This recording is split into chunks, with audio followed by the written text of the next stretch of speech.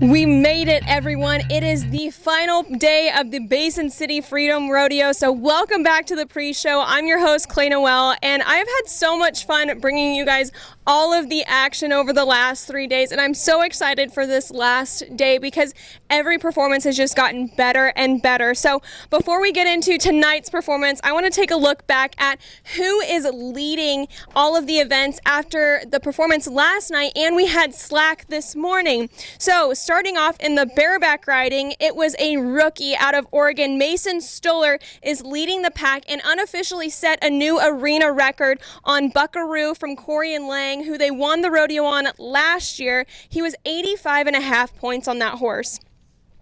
And he had such a great interview yesterday. He talked so much about the importance of setting your feet and why your feet need to be fast in the event that he does. So why don't we take a quick look at that? Mason, your feet were so fast on Buckaroo from Corey and Lang. Can you explain to the people here why it's important to have fast feet in the event that you do? You got to be super fast, and we got to be ahead of the horse and beat them to the ground so you can stay in your position every jump. And it's hot, and we're trying to do our best out here. Mason is still just paving the way right now. He's got such a bright future ahead of him, and I'm so excited to see what he continues to do throughout his career. But to keep things rolling in the steer wrestling, it was Tristan Martin with a time of 4.4 in slack today that moved to the lead. Previously, it was Drew Madden after last night with a time of 6.8, but there were just so many contestants that were out today that were so fast, and Tristan Martin led the pack after slack this morning. In the team roping, we saw another change. Previously, it was a time of 4.4 by Jake Smith and Douglas Rich, but world champions Caleb Driggers and Junior Noguera came out and passed that time by 0.3 of a second with a run of 4.1 seconds. In the saddle bronc riding last night, we saw a pair of 81s, one from Australian Darcy Radell on Mama's Boy from Bridwell Pro Rodeo, and then another one, Levi Mines on Blue Backsplash, also from Bridwell Pro Rodeo. And after last night, those still held at the top with 81 points. So moving on to the breakaway roping, it was Kendall Pearson again after slack today with a time of 2.3 seconds.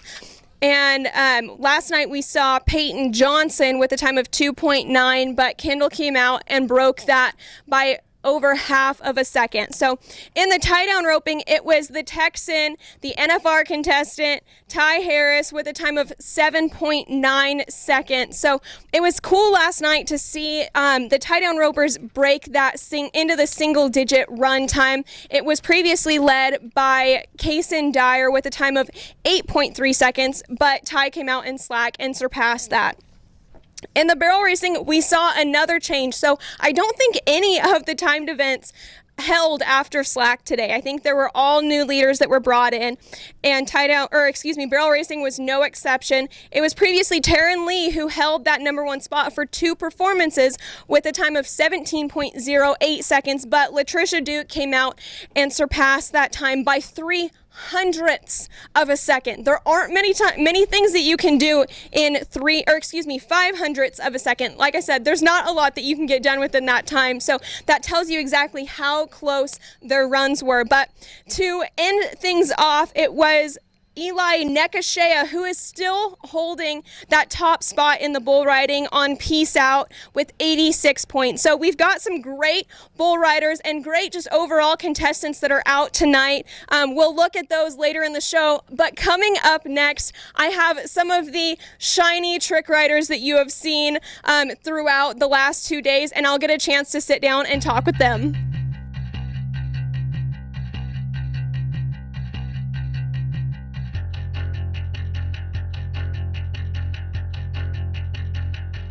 I have the Griffith gang here with me. You've seen them be a little bit more shiny out in the arena, but we dulled them down for this interview because I really want you guys to get to know who they are outside of the arena. So I've got Gatlin, Calder, and Arden here with me. Gatlin, I'm going to start with you. You guys have over 100 years of trick riding history within your family. Why is it that you keep coming back and doing what you do, and why does it mean so much to you? Yeah, like you said, 100 years, 4 generations. There's just there's a lot of pride in our horsemanship, and by trick riding ourselves, I think it keeps us connected and it keeps the tradition going. And Calder, I'm going to go to you next. Aside from the family aspect, because obviously we've established there's a deep love for it, but why is it that you love it outside of the family reasons? So trick riding is a sport that not a lot of people get to witness and see, and so I feel like that's part of why we love doing it, is being able to share our talents and our experience with people who wouldn't normally be able to witness that sport. Arden, I'm going to finish with you. So do you guys have different styles when it comes to trick riding? Tell us a little bit about it. Yes, there's many different styles of trick riding.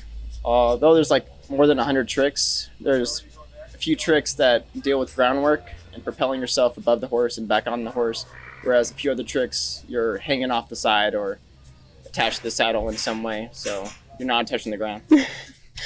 Well, that is it from the Griffith gang. I'm going to let these guys go get ready because you're going to see them out in the arena in about an hour or two. So don't go away, because when we come back, we are going to look at some of the hot contestants that are up tonight.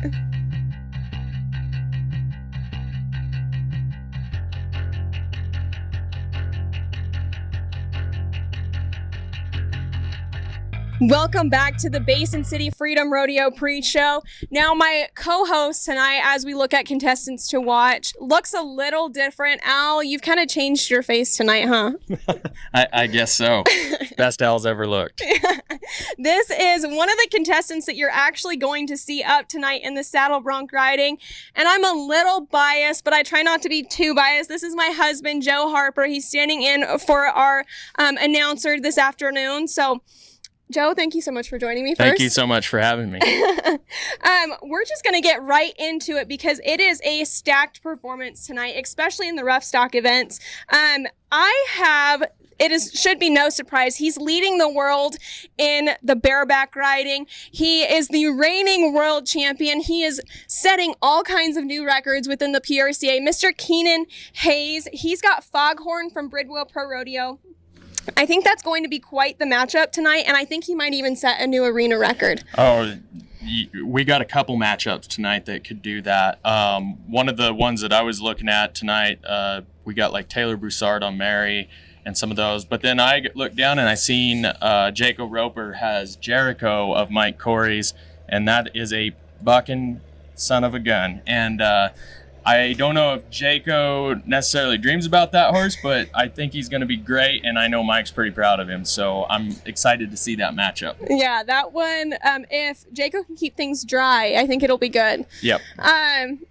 So in the steer wrestling, I've got Kyler Dick. He was 25th in the world last year. So he's just kind of been building up. He only claimed his rookie year back in 2022. So he's still just kind of getting his feet wet in the PRCA, but he's been doing it very well. He's sitting 30th right now in the world standings. He's got a catch rate of 74%, and he's increased his average time by 2 seconds. So now his average time is 4.9 seconds, and that's going to be my pick tonight in the steer wrestling. Oh, perfect. And in the steer wrestling, I'm going to have to go with Gus McGinn. We've seen a lot of great steer wrestlers out of the McGinn family, and I'm going to go with Gus tonight. We got a couple other great guys out here tonight, but that's the Columbia River Circuit pick for the night, is what I'm going to say. Do get kind of biased with our Columbia River Circuit contestants. We do really love them because we are such a tight-knit circuit. So moving on to the team roping, I have got NFR contestants. I think between the two of them, they've got over 15 qualifications to the NFR. Tanner Tomlinson and Patrick Smith. They haven't been having a good Cowboy Christmas. I don't think they've won, honestly, a single dollar this week. So I think they're really itching for a win, and I think if they are able to be smooth and fast, they might come out and get the performance win tonight. Yeah, and in the team roping tonight, I have Chase and Clayton Hansen. Great family, great people. We knew their father, Sonny Hansen. He was one of the greatest pickup men that ever walked the face of the earth, and I think he'd be looking down from heaven and hoping those two boys are going to win the rodeo tonight. My co-host right here has the upper hand on the next event, but I was able to pick his brains on some of the contestants out tonight because, again, like we said, it is stacked. So I ended up going with Wyatt Casper on Diamond Fever from Corey and Lang. They tied to win the rodeo on this horse last year, and this is actually a rematch. Wyatt was 85.5 points on this horse at the NFR in 2023. So I think if he goes out and does just that, it's going to be quite a ride to watch. Oh, for sure. You know, there's so many great matchups tonight in the bronc riding. We have Shorty Garrett on Cypress Toddy, Weston Patterson on Teardrop, but tonight I ended up going with Cade Bruno on Precious. He's had that horse several times. He really gets along with him. It's one of those big, stout horses that if you do everything right on, he will take you to the pay window, but you are going to have to work at it, and you're going to have to be on top of your game. And I think Cade Bruno's been riding excellent. He should be able to pull this off.